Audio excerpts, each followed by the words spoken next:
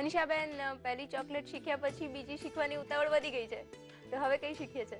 હવે બનાવીશું સ્નોફ્લેક્સ, જેને આપણે કહી શકીએ કે ઘરમાં મોલ્ડ નથી ચોકલેટનો, પણ ચોકલેટ ખાવી છે તો હમણાં બનાવતા શીખવાડી દઈએ. ઓકે, એટલે પ્રમાણમાં ઘણી બધી ઈઝી છે એવું કહી શકાય. બિલકુલ. ઓકે, સામગ્રીમાં શું લઈએ છે? વ્હાઈટ ચોકલેટ છે, ડાર્ક ચોકલેટ છે, હેઝલનટ છે, બદામ છે, પિસ્તાના કાપ છે અને થોડો ડેકોરેશનનો સામાન. ઓકે, કેટલી વારમાં બને છે આ ચોકલેટ? બસ 5 થી 10 મિનિટ.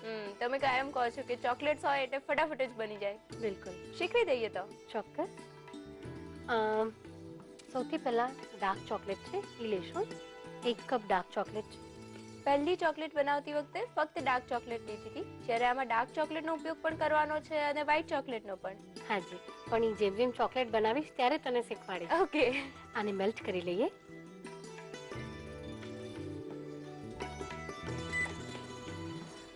$30 સેકન્ડ્સ માટે મેલ્ટ કરીને જોઈએ. ઓકે. જોઈ લઈએ.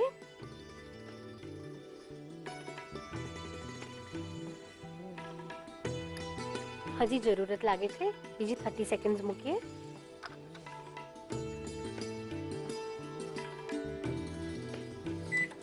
ક્યારે પણ ચોકલેટ બનાવતા એક સાથે 1 મિનિટ નહીં મૂકવાની, હંમેશા બ્રેક લઈ લઈને મૂકવાની. અચ્છા. બીકોઝ ઘણી વખત જો ચોકલેટની જરૂરત નથી અને એને વધારે ટેમ્પરેચર આપવામાં આવે તો એ બળી જશે. અચ્છા. એટલે ઓછું ટેમ્પરેચર આપી અને એને મેલ્ટ કરવાની. અચ્છા, એટલે એવું ધારી નહીં લેવાનું કે આને 1 મિનિટ તો જોઈશે જ, 1 મિનિટ મૂકી દઈએ, પણ વચ્ચે વચ્ચે ચેક કરતા રહીએ, વધારે સેફ છે. બિલકુલ. જોઈ લઈએ.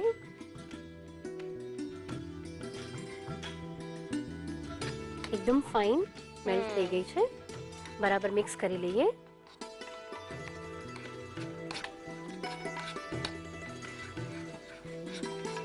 બરાબર મિક્સ થઈ ગયું છે. એવી જ રીતે વ્હાઈટ ચોકલેટને મેલ્ટ કરી લઈએ. અચ્છા. વ્હાઈટ ચોકલેટ લગભગ કેટલી લઈએ છે? અડધો કપ.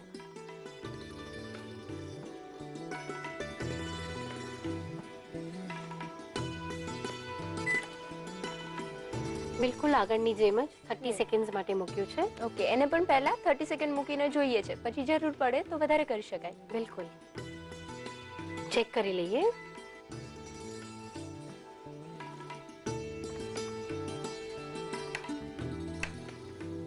ફરી 30 સેકન્ડ્સ માટે મૂકવી પડશે.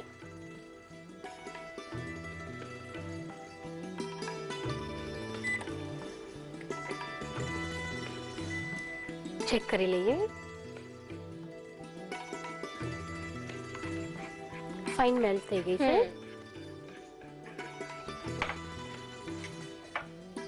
બંને ચોકલેટ બરાબર મેલ્ટ થઈ ગઈ છે. એસેમ્બલ કરવાનું સ્ટાર્ટ કરીએ. એટલે હવે શીખવો છો તમે કે આ બંનેનું કોમ્બિનેશન કઈ રીતે કરીએ છે? બિલકુલ. એક બાઉલના અંદર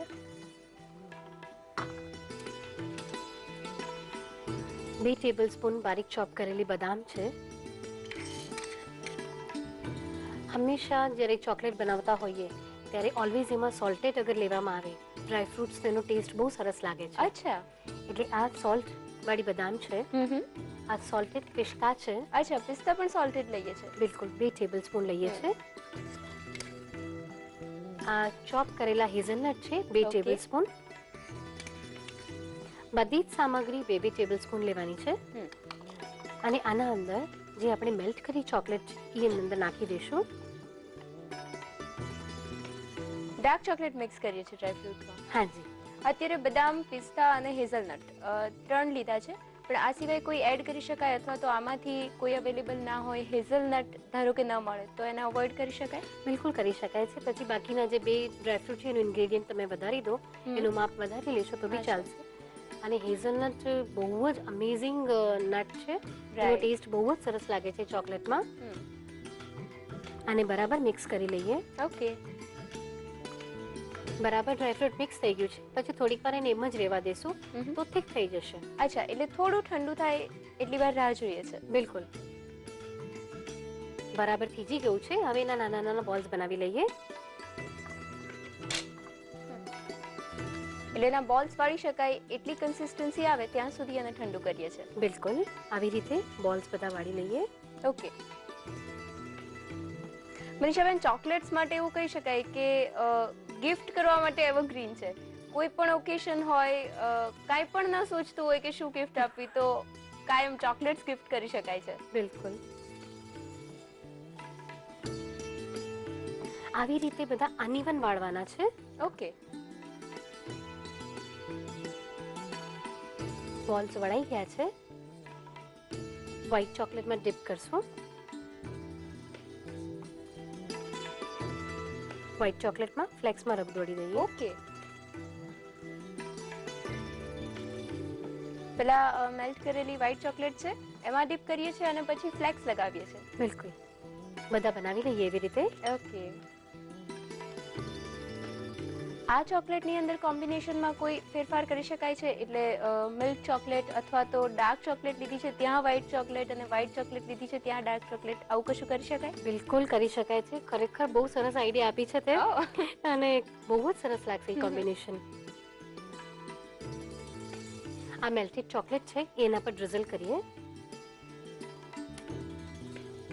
ઓકે. વ્હાઈટ ચોકલેટ જે મેલ્ટ કરેલી છે એને કોનમાં ભરી લીધી છે. હાજી, એના પર ડ્રિઝલ કરીએ.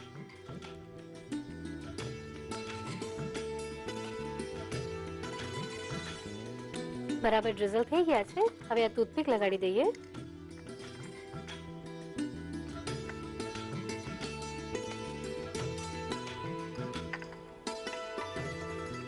આ મિન્ટ ફ્લેવરની પેપરમિન્ટની જે મળે છે બહાર, એનું પાવડર છે, એને ખાંડી દસ્તામાં ખાંડી લીધો છે. એ એકદમ હલકો સો સ્પ્રિંકલ કરશો, જેનાથી મોઢામાં હલકો મિન્ટનો ફ્લેવર આવશે. ઘણા બધા ટેસ્ટ, ડાર્ક ચોકલેટનો ટેસ્ટ આવશે, વ્હાઈટ ચોકલેટનો આવશે, ડ્રાય ફ્રૂટ્સ હશે અને પ્લસ મિન્ટ ફ્લેવરનો થોડો ટેસ્ટ આવશે. બિલકુલ. અને આ નાખવા હોય તો જ નાખજો. મારા પ્રિય છે એટલે હું નાખું છું. Silver balls. ઓકે.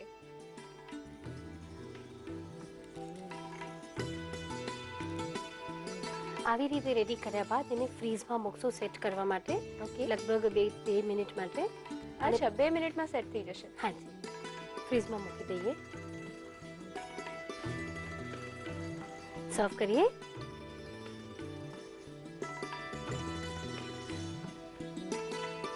એકદમ ફાઇન રીતે ફ્રીઝમાં સેટ થઈ જાય છે. 2 જ મિનિટ લાગે છે એને. અને એનો દેખાવ પણ, જે નામ છે સ્નોબોલ, એકચ્યુઅલી સ્નોબોલ જેવા દેખાય છે. તૈયાર છે સ્નોફ્લેક ચોકલેટ્સ, જે નાના મોટા બધાને જ ભાવશે એવી આશા રાખું છું.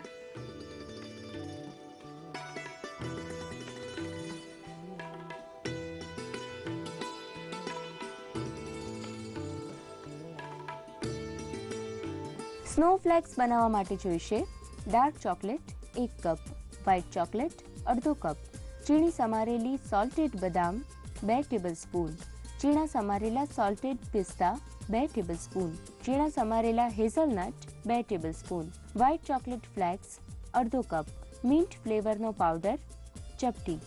ગાર્નિશિંગ માટે સિલ્વર બોલ્સ. સ્નોફ્લેક્સ બનાવવા માટેની પદ્ધતિ: સૌપ્રથમ માઇક્રોવેવ પ્રૂફ બાઉલમાં ડાર્ક ચોકલેટ લઈ તેને 30 સેકન્ડ માટે માઇક્રોવેવમાં મૂકો અને ચોકલેટને મેલ્ટ કરી લો. અન્ય એક બાઉલમાં વ્હાઈટ ચોકલેટ લઈને તેને પણ આ જ રીતે માઇક્રોવેવમાં મેલ્ટ કરી લો. અન્ય બાઉલમાં સમારેલી સોલ્ટેડ બદામ, સમારેલા સોલ્ટેડ પિસ્તા, સમારેલા હેઝલનટ લઈ તેમાં મેલ્ટ કરેલી ડાર્ક ચોકલેટ મિક્સ કરો. ઠંડુ થવા દો. આ મિશ્રણ ઠંડુ થઈ જાય પછી તેમાંથી બોલ્સ વાળી લો. મેલ્ટ કરેલી વ્હાઈટ ચોકલેટમાં બોલ્સને ડીપ કરી વ્હાઈટ ચોકલેટ ફ્લેક્સમાં રગદોળો. હવે તેના પર મેલ્ટ કરેલી વ્હાઈટ ચોકલેટ રેડીને ટૂથપીક લગાવો. તેના પર મિન્ટ ફ્લેવરનો પાવડર ભભરાવી સિલ્વર બોલ્સથી ગાર્નિશ કરી 2 મિનિટ માટે ફ્રીજમાં સેટ કર્યા બાદ સર્વિંગ ડિશમાં લઈને સર્વ કરો.